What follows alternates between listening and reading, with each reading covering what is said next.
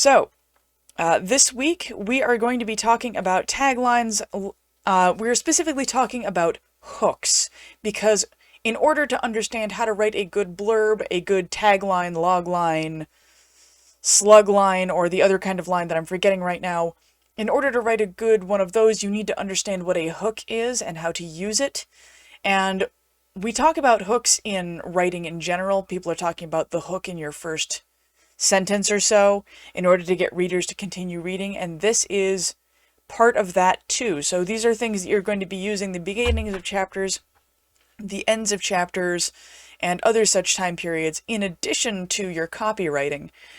So it's going to overall be useful to you.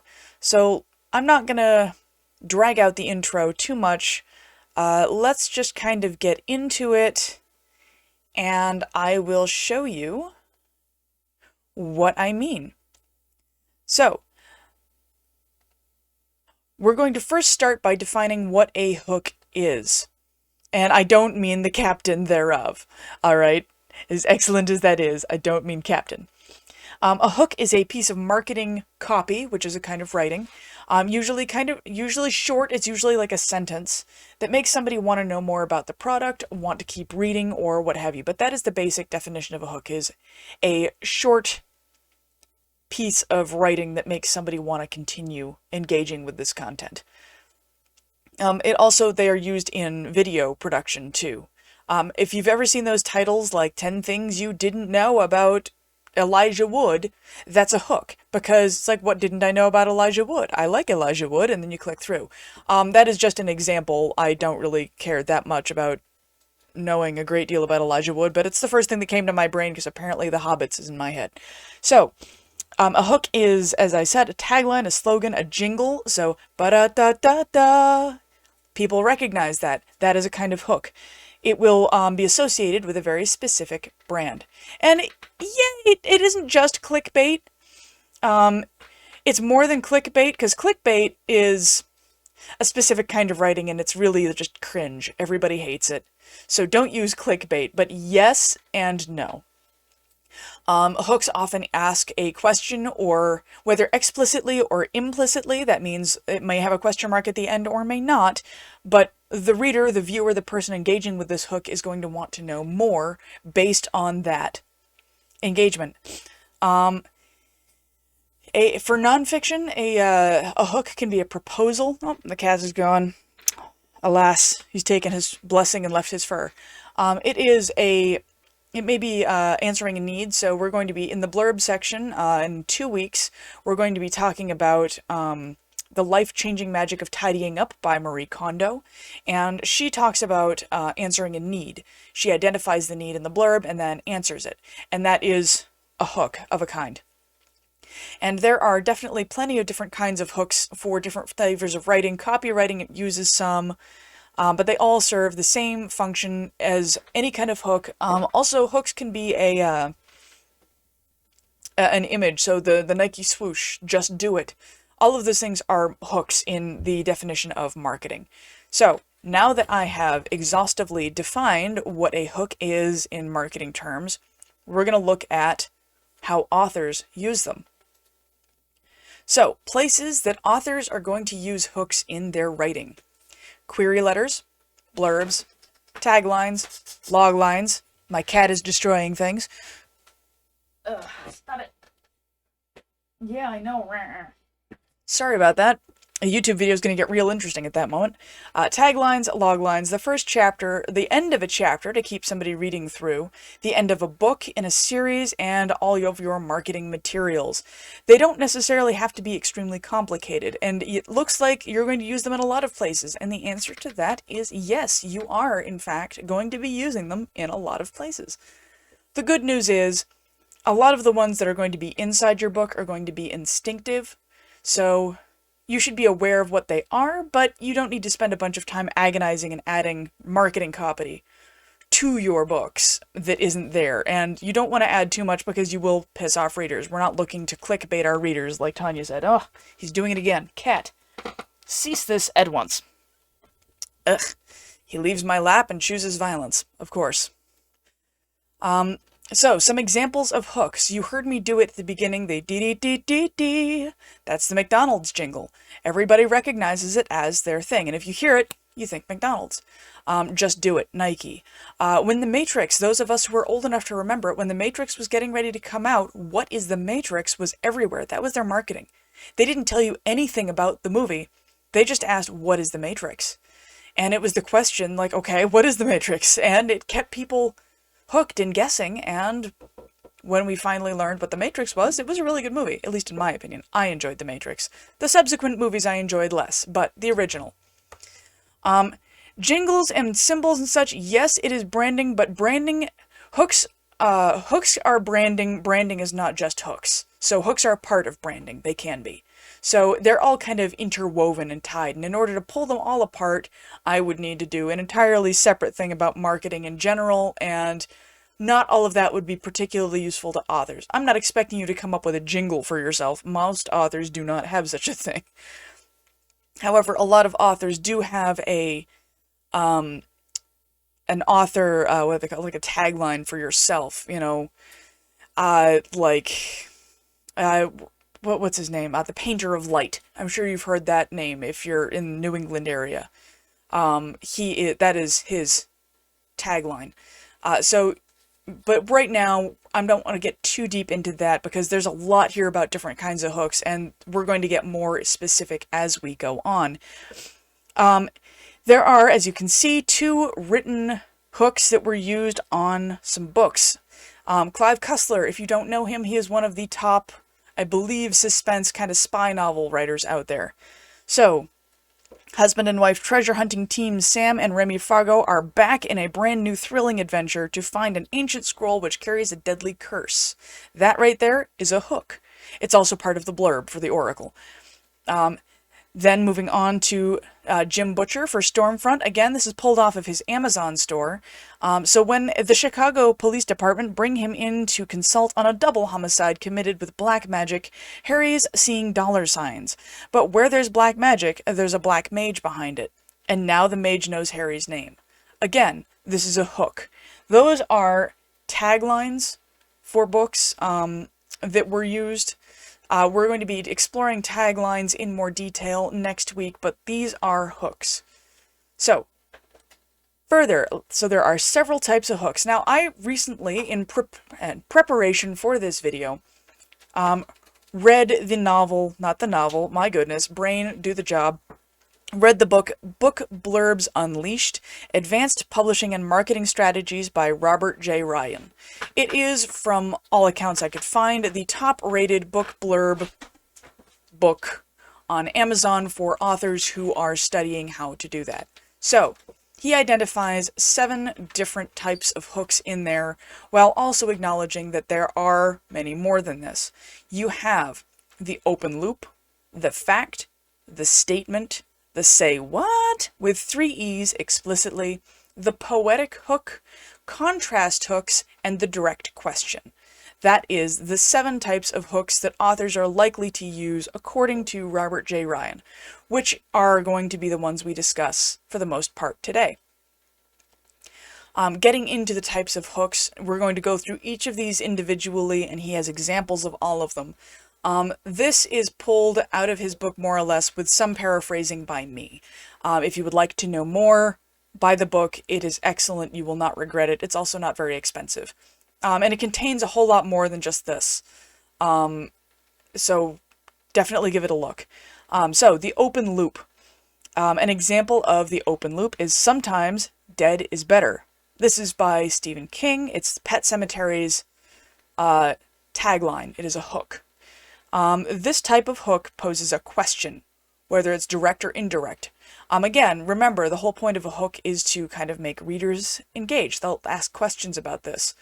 An open loop, as you can see, sometimes dead is better tells you nothing about the plot, and that is one of the reasons these tend to have a very short lifespan, unless they're invested with some kind of emotion attached to it. An open loop that has emotion, it might be, you know, I can't pull an example off the top of my head, I'm sorry, but there are open loops with emotion attached to them. As I said, they don't really tell you much about the story. They're a statement about something that grabs attention and makes readers go, what? Yes, okay. How does this connect to the story? And they generally establish genre. Most of your hooks should include some kind of genre or tone relationship, because if you're writing, say, a noble, bright fantasy, and your hook is extremely dark in tone and implies a different genre, it's not going to work so well. So make sure whatever hooks you use are in line with this, and the open loop is no exception to this. The second type is the fact. Robert J. Ryan wrote this hook as an example in his book For the Hunger Games, but it is not what is written for the Hunger Games. He says, Katniss Everdeen lives in a future where people, even children, are forced to fight to the death for TV entertainment. So the fact will tell the readers something about the story that is a fact of the story. It must be true, which is an important facet of this. And again, this fact is something to kind of catch attention of audiences. If children are being forced to fight to the death for entertainment, what is going on in this story? And draws them in. Again, making them ask that question, what's going on here? It is kind of the opposite of an open loop because it doesn't pose a question specifically. You're never going to see an question mark in this type of hook. A fact is just stating a fact from the book. But it does implore the reader to ask questions. It just pulls out an interesting piece of the story and puts it in front of the reader. And finally, this is one of the better or best kinds of copywriting for authors, at least according to Mr. Ryan, because it's not used very often. So it's different, and readers are going to notice that even if they aren't cognizant of why it's different. But this type of hook is not often used on book covers, so you might find it useful for your marketing. And as such, this infrequency, this lack of saturation increases impact because it's not something people expect. Because if you know anything about book marketing, a lot of it is about subverting expectations. And in a good way, in a way that doesn't damage your story. But creating that, wait, this is my expectation, this is what's going on. Sultan, stop screaming in the background. Ugh. My green screen for this video is going to be a disaster, and I am sorry. I can't control the force of nature that is my cat Sultan. Come here, you. The world must know that this is the culprit, right here. This is the trouble. This is the reason why my video is going to look ridiculous today. You will see him on YouTube. And if you can't see him, you'll hear him purring. Because he's very pleased with himself right now, you see. Alright. I am being nice to him. Monster's behaving well. She's just sitting in the window watching the birds and people moving outside. But Sultan is the one who's being troubled today. Usually he's the good one. Alright. So, next up we have the statement. It is very similar to the fact. And you will notice an immediate resemblance. So, going back to one of the examples I used, the husband and wife treasure hunting team, Sam and Remy Fargo, same, are back in a brand new thrilling adventure to find an ancient scroll which carries a deadly curse. This is an example from Clive Cussler's The Oracle. Similar to the fact, as I'm sure you've noticed, this is a statement. However, the difference between the fact and the statement is it doesn't necessarily need to be empirically correct. It needs to be at least true from a character perspective, but it may not be empirically correct. So if, for example, I have not read The Oracle, I have no idea what this book is about, but in the statement, say that the ancient scroll does not in fact carry a deadly curse. In fact, they think it's cursed, but the murders of everybody who holds the scroll is actually based on something entirely different. So it's not the scroll being cursed that's the problem, it is an organized crime syndicate who owns the scroll and is having some kind of internal difficulty. So all the murders around it aren't a curse, it is in fact not magic in origin. That would be an example of the way you could use the statement. So it doesn't need to be empirically true, but everybody thinks it's a curse at the beginning, and there's your hook. Again, similar to a newspaper headline, its job is to attract attention by giving some information and foreshadowing, but it doesn't give you the whole picture. And if you look, another note about this tagline, which we will get deeper into in a future video, is the fact that you have those capitals are back.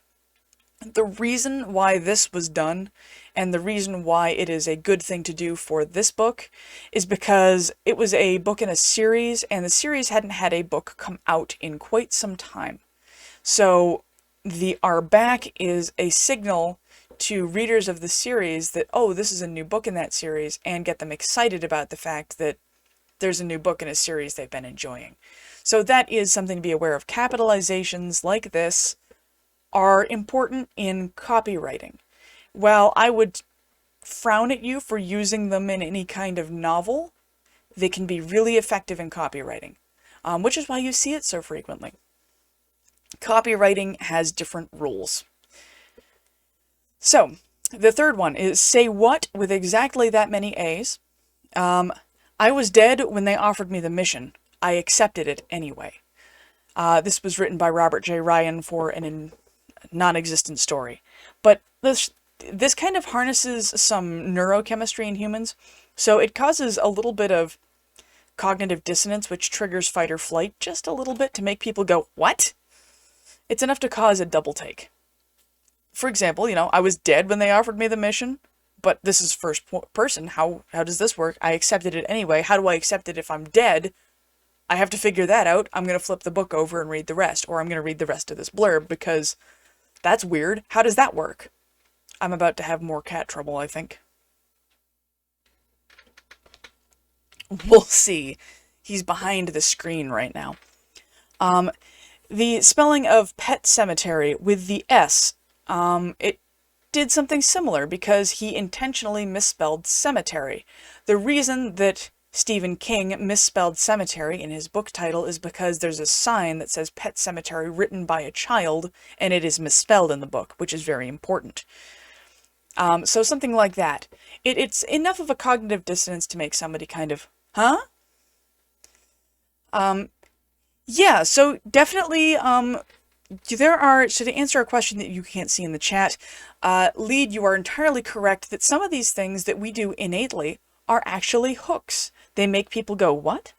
And we do these things because it's an instinctive part of storytelling. It's not a bad thing. But when we're getting into copywriting, we need to start looking at these types of things so we can do them intentionally. That's going to be the key here, is I'm helping you learn to do this on purpose, not just do it innately.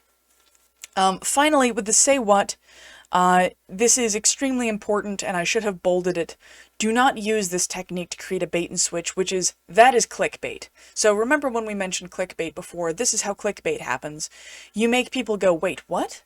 And then they click through to the article and wait, no, okay, these 10 things I didn't know about Elijah Wood are literally just a list of movies he's been in. In fact, Lord of the Rings is written here, and I am not particularly surprised. What? And that right there is a big letdown. And so if you aren't living up to that kind of, wait, what? What didn't I know? And you just are telling people exactly what they already knew. It's clickbait. Nobody likes it. It is not good. So don't use that.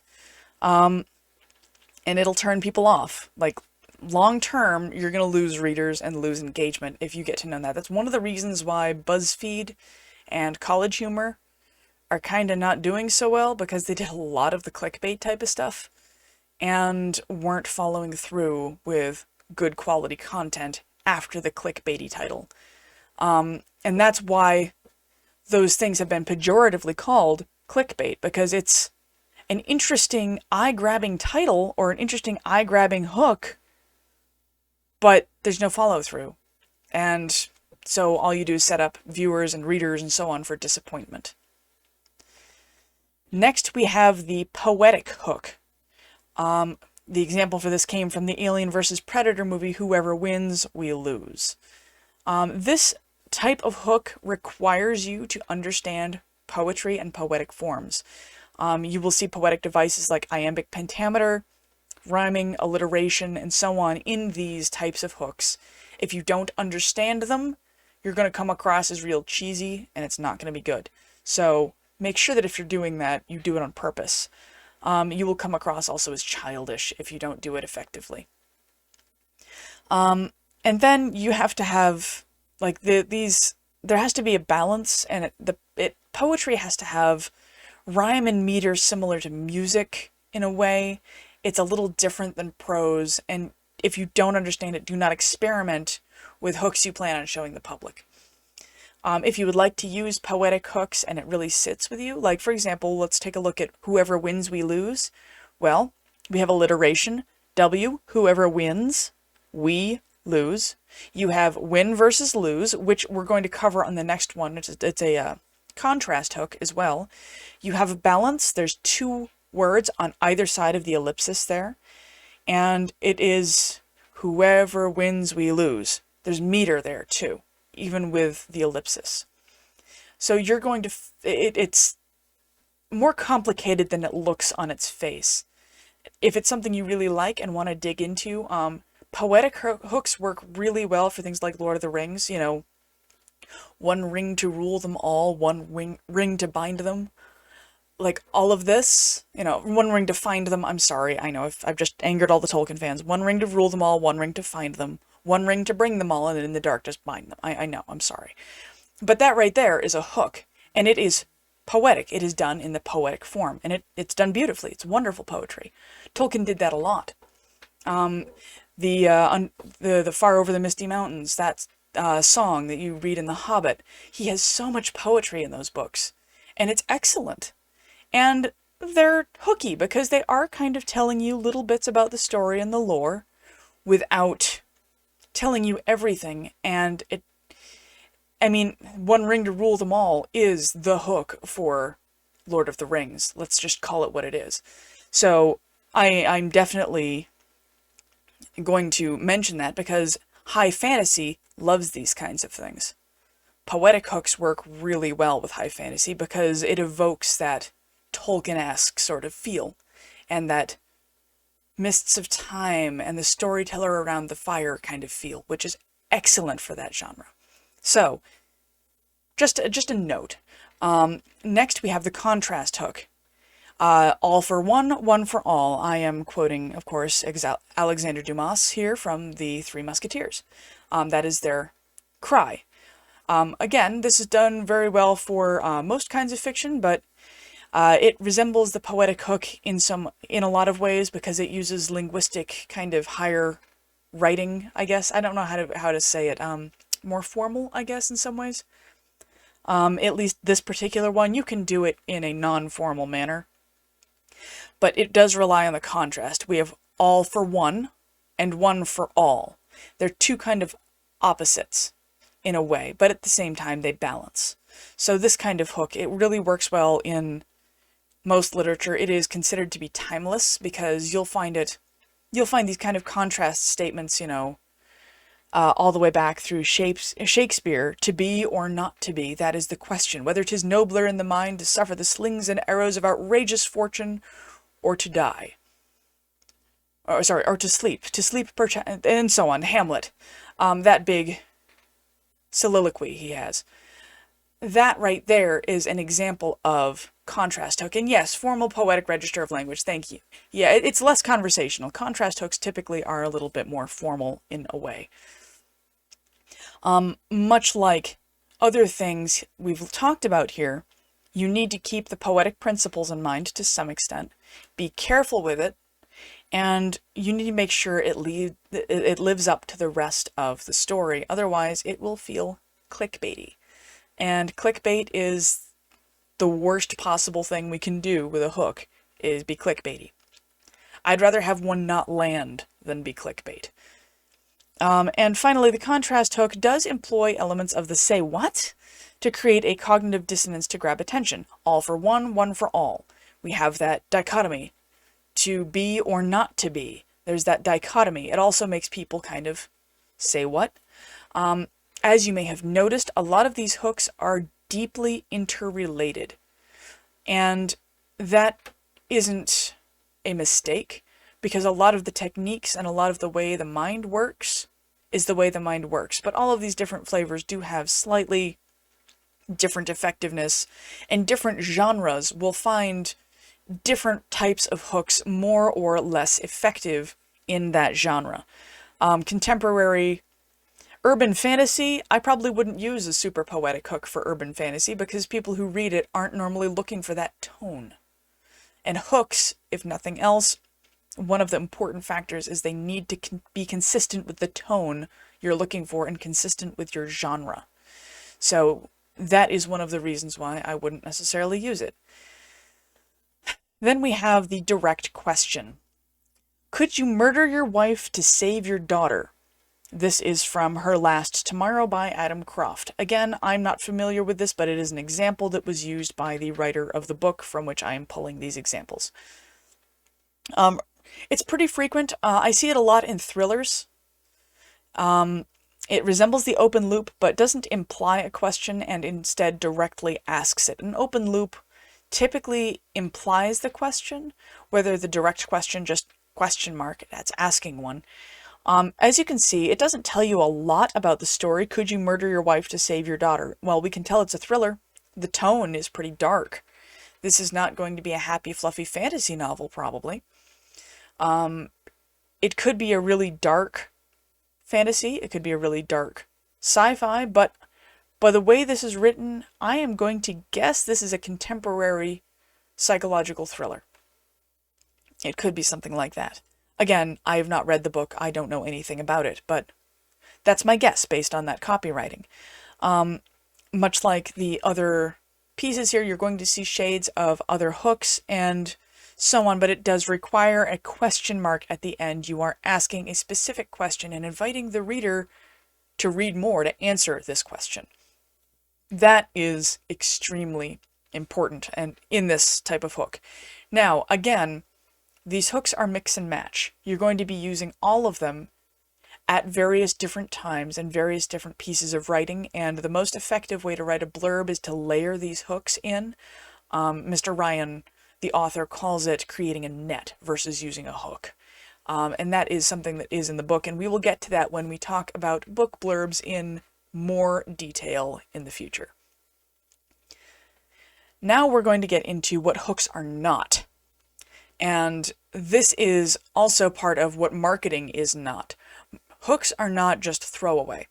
They require effort and time to craft. You can't just spit one out and walk away unless you are trained in that particular kind of copywriting. Hooks are not dirty tricks. You are not trying to convince somebody to read your book by pulling a fast one on them. You are trying to reach out to your target market, the person you want to read the book, and say, hey, think about this for a second. Take a look at this. It's something you would like. I'm not trying to sell a high fantasy novel to someone who only reads non-fiction biographies. That's not my market. I don't want to try and engage that person to read my book. I'd rather reach out to the fantasy audience and use the things they're interested in and get them to read my book because they're interested and want to. Ellie, yes, I mean, you're not wrong. Yes, you're dunking on Brave a little bit. I see what you're talking about. But yeah, in a way. Hooks are not just manipulative without substance to back them up. That is clickbait. If you are not going to have the substance to back up the hook, you are making a mistake. So your hooks are a way to connect with readers and connect with the audience you want to reach and make them be interested. They're not unethical. I'm not doing anything to hurt somebody. I just wanted somebody's attention for a second to show them something I think they'll enjoy. So I'm reaching out to them with this hook with the understanding that these are the people who will actively enjoy what I'm trying to give them. That's the hope. Hooks are not a writing style. Your writing style is not just hooks, obviously. But there are writers out there who turn their articles and stuff into nothing but constant hooks in a bad way and kind of try to make it their writing style, and all it does is make marketers look bad. Don't over don't overdo it, okay? They are not exclusively for marketing. Like I said in the beginning here, you're going to be using hooks at the ends of chapters or at the starts of chapters. There is a lot of time and a lot of energy devoted to crafting an initial sentence or paragraph that's going to make a reader want to continue reading that story. That is a hook. You can use all of these techniques to craft that sentence, that paragraph, to draw the reader in and make them ask these questions and be like, okay, I want to see where this story goes. Because what you're doing is you're engaging with somebody who already is interested in what you're selling. And that's what ethical marketing is. I am reaching out to people who want what I'm selling. If I'm trying to sell a rake to somebody who lives in Siberia, where it is in the northern tip of Siberia, where there is only snow, what are they going to do with a rake? I'm not going to try and sell them a rake. I'm going to try and sell them a shovel. You aren't going to be trying to sell your book to people who don't want it. And if you are trying to market your book to people who aren't going to want it, you're not going to be very successful. Like, let's not try and sell steak at a vegan market. It's not going to work. All you're going to do is upset people, and you're not going to sell anything. Don't do it. I don't want to sell steak to vegans. And trying to use hooks to reach markets that aren't the ones that are going to be interested in your book is the same thing. So it won't get you anywhere good. Writing hooks, it's not easy. It is, in fact, quite difficult until you start getting some understanding of hooks. That's one of the reasons why I really liked the book that I read. He talks about it in a way that makes it accessible. And it takes time, it takes work. Don't skimp on it. Don't think, oh, I can write cool. So I think that it would be far superior to instead acknowledge that this is an art form. Copywriting is an art form unto itself. And that is just a fact. Marketing is an art form unto itself. And learning that and embracing it will make a huge difference in your ability to connect with readers. And that does mean kind of reaching into human psychology and understanding the way the mind works and how to engage with it. For example, using mirror neurons, which he mentions in this book, but I was familiar with already. Mirror neurons, for those who don't know, the human brain has neurons in it that cause us to respond to things when we see them. It's sort of like how whenever you see a man, and there's somebody on TV, and they get kicked in the junk, everybody who has ever had testicles will flinch. That's a mirror neuron response, because our brains see that action, connect it to a feeling that they've had, and go, ugh! Or, you know, whenever you see somebody look extremely queasy on television, there's a good chance that you're like, oh no, you make that face, you see that face? You make that face. That is a function of mirror neurons. It is one of the ways that humans connect to each other and has a huge basis on our interrelatedness and culture and society. It is a fascinating study. I studied a lot in college because I was studying the way mirror neurons have affected people through time. There was I forget the name of the book. I'll have to bring that up another time, but I took an entire class on basically these concepts and how this mimetic nature in humanity has shaped the course of human history. So it is, in fact, a science, and you are using toolboxes from science to create this. You do not need to be a psychologist. You don't need to be an expert on the brain in order to write effective copy. Just, I'm bringing that up because what you are doing is, in fact, scientifically based. Yes, exactly, lead. He mentions that when one person yawns, everybody yawns. That's a mimetic thing. It's the same kind of principle. And now I want to yawn because I saw him writing it. So there's my mirror neurons in action. I want to yawn because he's writing about it in chat. Also, he's a brat. Also, hooks are not for published authors only. If you are writing blog posts, you can use hooks in your blog posts. The titles of my blog posts are, in fact, hooks. I am working on learning how to turn blog post titles into their own thing, and there are certain power words and certain ways you frame things in order to get people to click on them and engage with the content. It is a unique skill set and very specific. So that is something that even authors who haven't published yet can use, whether you're working on Twitter or gaining people on Instagram or TikTok, writing things on Facebook, any of your or newsletters especially. The email, the tagline, the subject of your email newsletter should be some kind of hook every time. Now, all of these things are interrelated, and while we're kind of going, like, we're going to be discussing this for a while.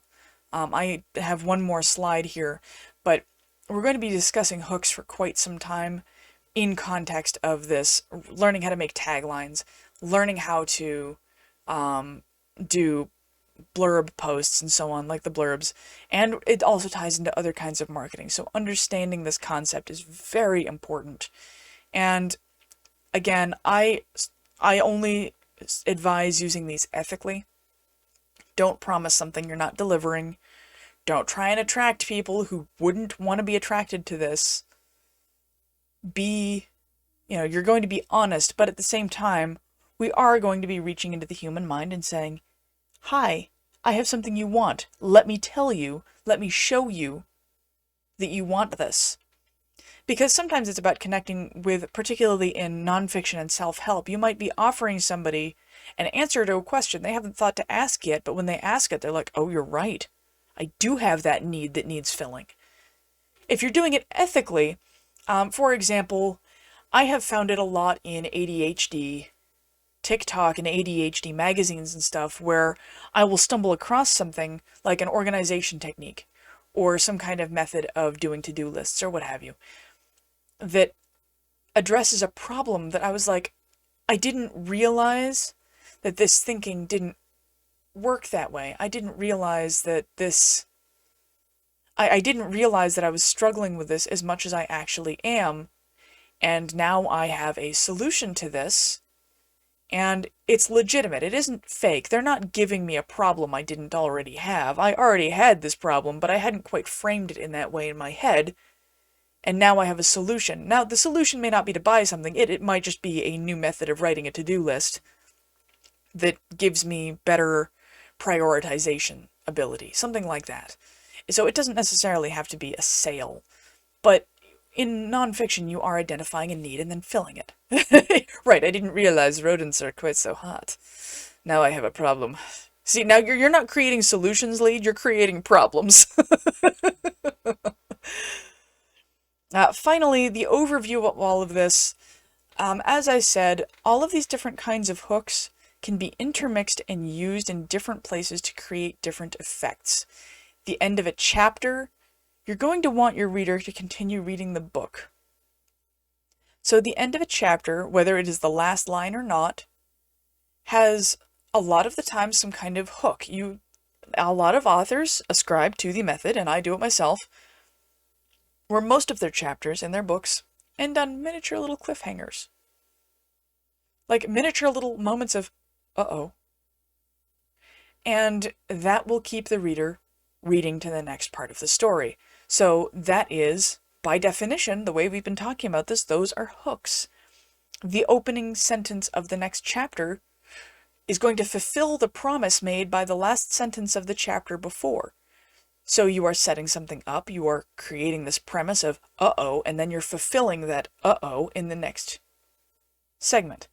That is a hook. Both of those are hooks, and they're different kinds of hooks, but they're both working in synergy to keep the reader engaged. It's the same principle that we're going to be using for all of our marketing materials and all of our marketing copy. So these techniques can be used for blurbs, taglines, chapter end sentences, opening chapter sentences, the end of a book in a series where you have unanswered questions about what's going on that may be answered in the next book. You're creating this meta plot, this arch, as well as other forms of marketing copy. So in any kind of images, if you're going to be doing marketing images with text on them, make the text hooky. You're going to want it. You do not need to just use one type of hook for all of your marketing copy. In fact, I advise against that. You should be using multiple different types of hooks in your marketing copy in order to draw in readers, because different kinds of hooks are more or less effective on different people. In some genres, it's more effective to use certain kinds of hooks, like that thriller hook we showed, could you kill your wife to save your daughter? Those question hooks are really common. They're used across a lot of genres, but psychological thriller uses that really hard because they are pulling on that psychological, make you ask the question. The thriller, you've got that contrast, killing your wife, saving your daughter. Those kinds of hooks are really effective in creating tension in somebody, the way that is used. And so in thrillers, in cop dramas, in crime novels, that kind of thing, those are used a lot. And it's really effective. So certain genres are going to have certain hooks that are going to be more tied to that genre, like my mention of poetic hooks and fantasy. They really just go beautifully together. High fantasy particularly.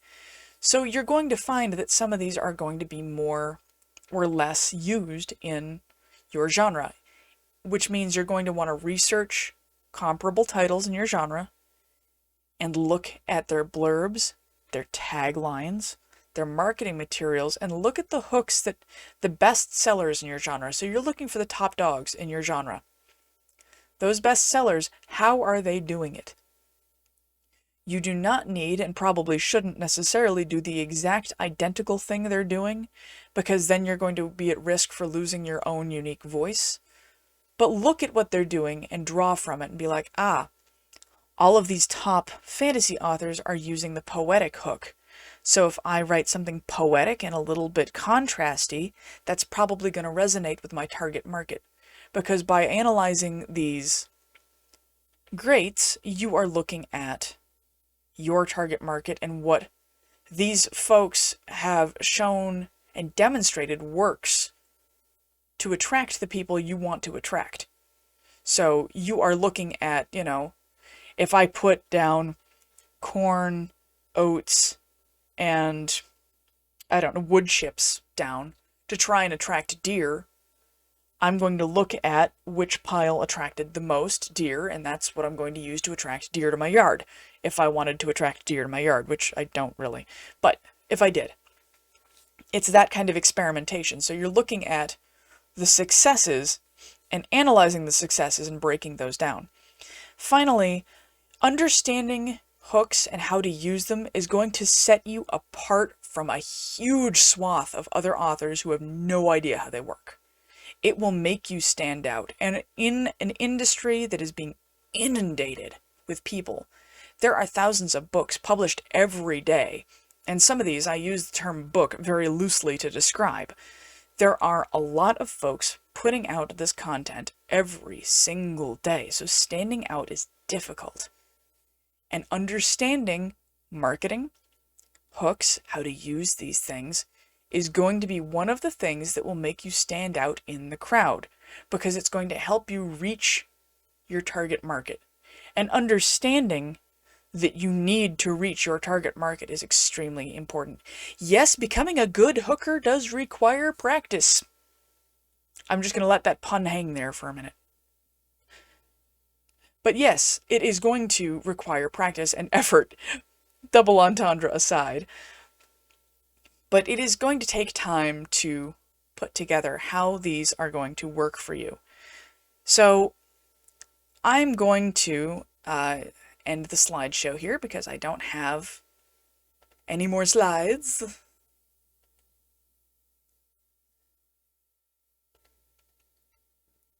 So, yes, thank you. Thank you, Facebook, Discord. So, we have this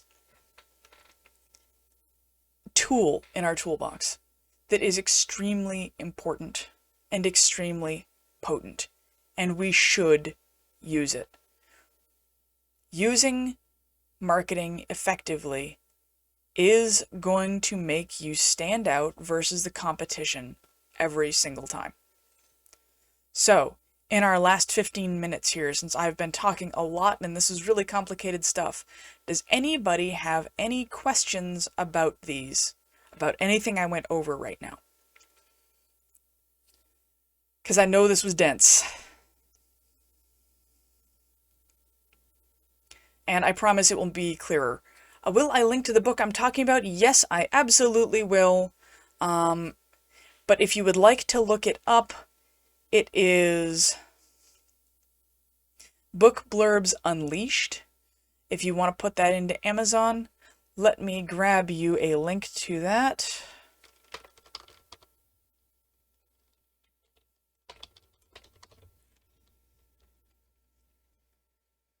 I'm sure you can find it in places other than Amazon, but there is the Amazon link to that book.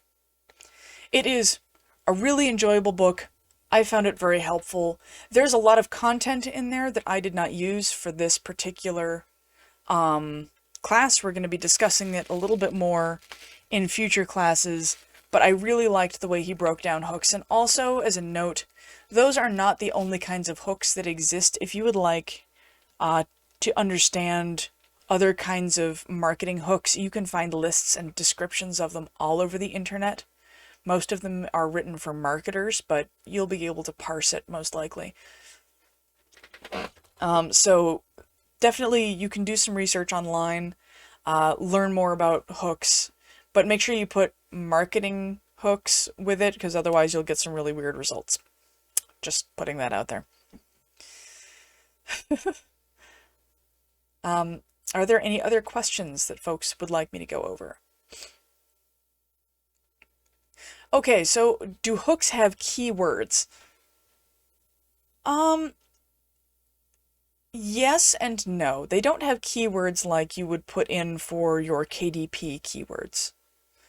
A good hook can or not include them. It depends on how you're using the hook. So if you are using a hook at the end of a paragraph in your blurb, you don't need to jam pack it with keywords. It is just a sentence that's going to keep people wanting to read further in the blurb. Because the way that Mr. Ryan describes it, and I totally agree, he talks about how you need to use multiple hooks in a blurb. You should be using, like, all hooks all the time in a blurb. And again, a reminder, these hooks are just things that will make people who are already interested in your book want to continue reading to the next sentence, to the next paragraph. And in marketing copy, that's gold. That's what you're looking for. Keywords are more of a function of a search engine sort of thing. So while your blurb should have keywords in them, not every hook needs to be filled with them, because that would get sticky. Because what makes excellent keywords oftentimes would make a garbage blurb. So, for example, my keywords that I've talked about, we did a description of them on, like, my Amazon keywords for the books that I write, are actually going to be quite different from what I would put on the back cover. However, they are the same in genre. So if I'm writing middle grade fiction,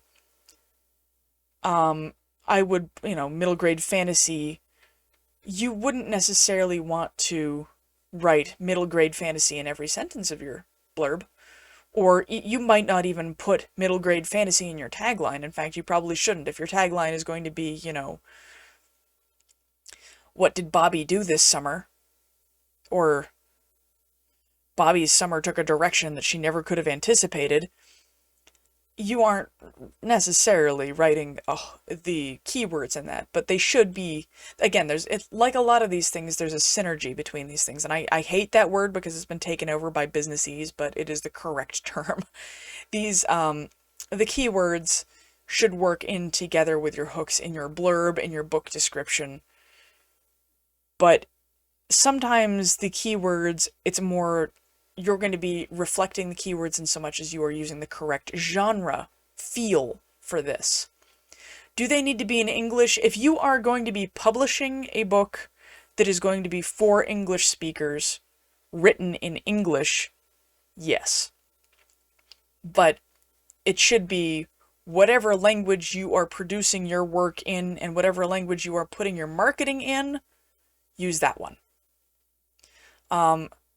The reason I say it has to be congruent, if somebody wrote the most epic hook I've ever seen in Finnish, I couldn't read it.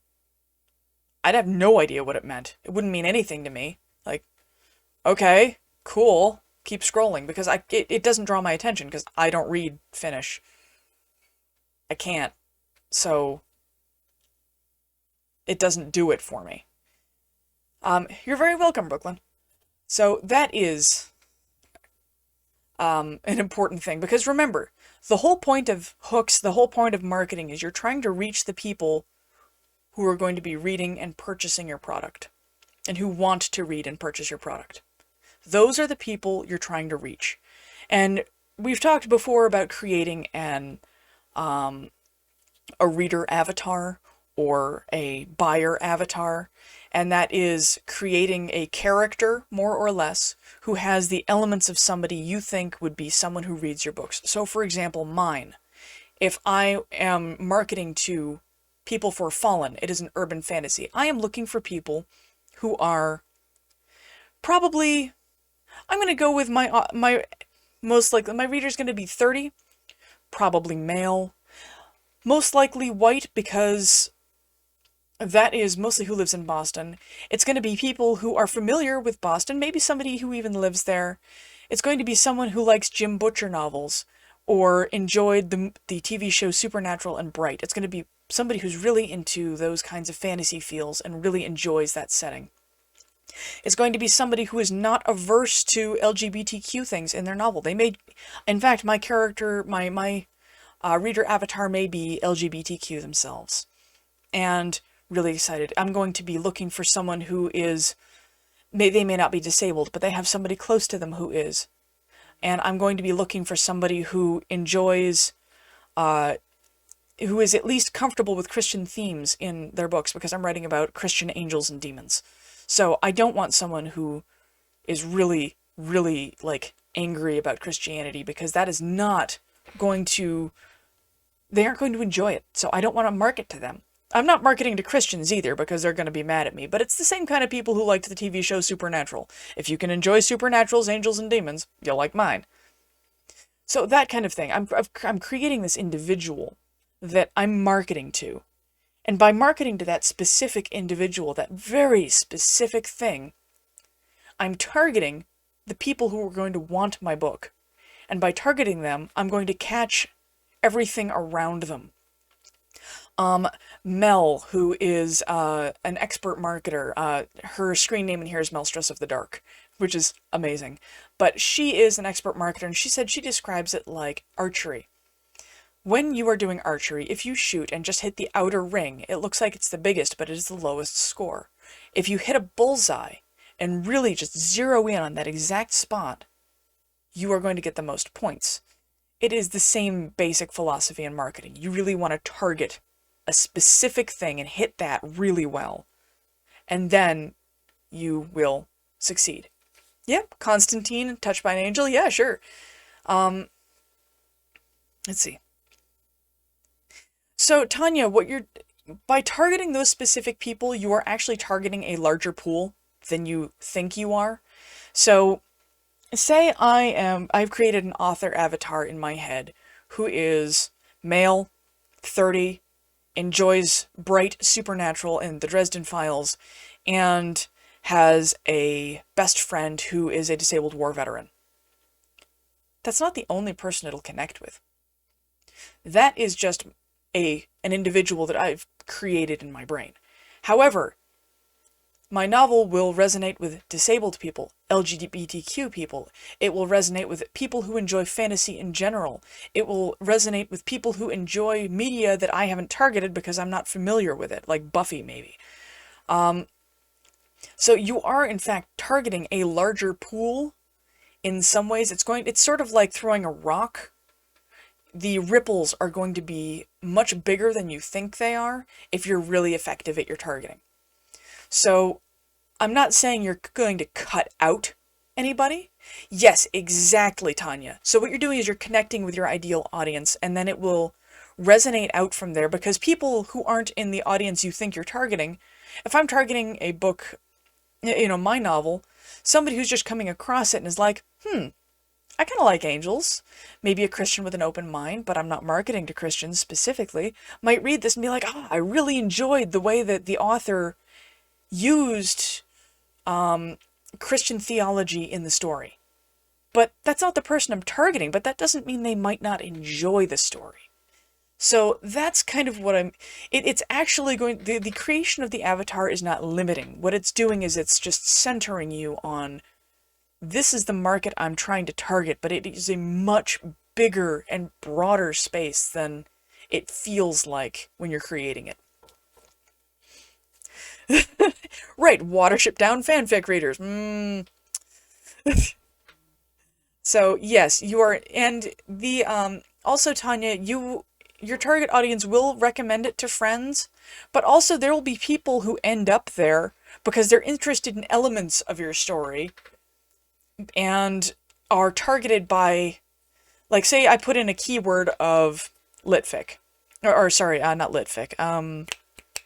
For your novel, it is the gamer lit, right? The isekai. And there are a lot of people, a very diverse group of people who are lit RPG. Thank you, my brain just 404'd that. There are a lot of people who are into isekai and lit RPG, a huge swath of people, and a very diverse swath of people. Nid, stop it. I like furries. Furries are excellent. They are my friends. Anyway, lit RPGs, so that's kind of the thing, is if you target everybody, you're not targeting anybody. But if you target a specific group you know will like it, it's actually going to be bigger than you think it is. Because a really diverse group of people likes the isekai kind of animes, or enjoys lit RPG, or enjoys a lot of the elements of... Y'all are weird. A lot of the elements of all of that. But they aren't necessarily going to be who you initially expected. But they will get caught in that bigger net. So, that is why I'm so, author avatars are extremely important, and they are industry standard across all marketing, by the way. If I want to market cat brushes, if I'm trying to market a cat brush, I'm going to create a very specific author avatar who's going to be the person who's going to buy that cat brush. And when I put that very specific person and I create that thing in, say, a Facebook ad, Facebook is going to show it to exactly that person, but also everybody around that person. Again, think of it like archery. If you hit the center of the target, you're getting the most points, versus hitting one of the outer rings. You're going to be... no, you don't need a persona. You're going to be creating a ripple effect throughout the entire target when you hit the center, more or less. Do we have any other questions?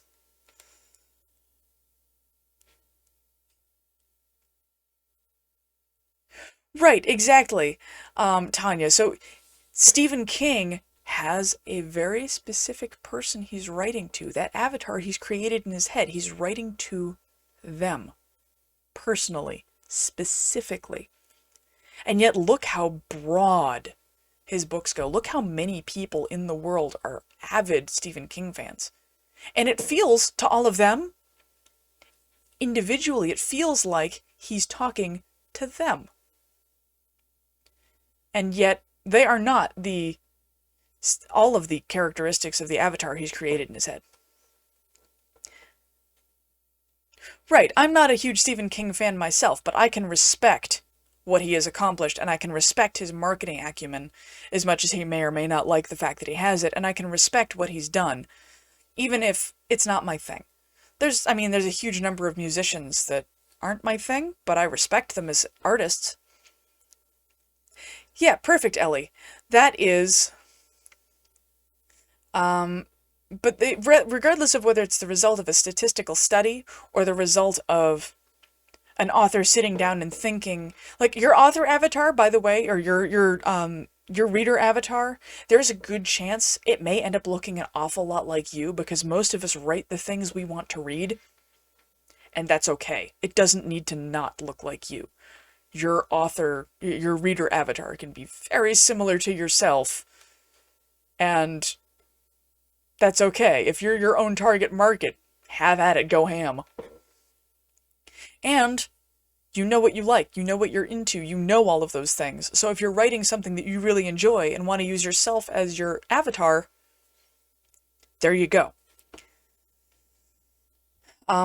Yes, I know I've kind of wandered off to some extent, and we're right at the end of our time here, but the hooks you use, the way you use them, write them in such a way that the people you want to read your book, who may look an awful lot like you, are going to be interested in it. There definitely are quite a lot of 1 in a million readers when the planet has that many people. You are entirely correct. But creating the one means that you are going to have access to the many. And on that note, I'm going to say good evening, and it was lovely to have you here. Thank you very much for joining me. Next week, we are going to be talking about taglines, loglines, sluglines, and the other one that I keep forgetting. Slugline, tagline. And I deleted it. Excellent. I have deleted it by mistake. Faboo. There are 4. But great. Thank you very much, Nidnid. I hope you have a wonderful day, and I will talk to you soon. If anybody has questions, please, we can continue this talk in the marketing channel, and we can get in more depth about things, or people can try writing some copy and bouncing it off of each other. In fact, I strongly recommend it. Or pick your favorite piece of media in your genre and write taglines for it. Just practice writing. Like, write a new blurb for Lord of the Rings. Write a new blurb for, I don't know, Stormfront. Write a new blurb for The Hunger Games. Just practice. Experiment with it, try these different hook techniques, and see what works for you, and then compare it to the original and see what you think. That would be a really excellent exercise. Put that thing with, yes, perfect, Tanya, you have won. All right. So I will talk to you all later, and we will catch up next week, and we talk more about this in depth.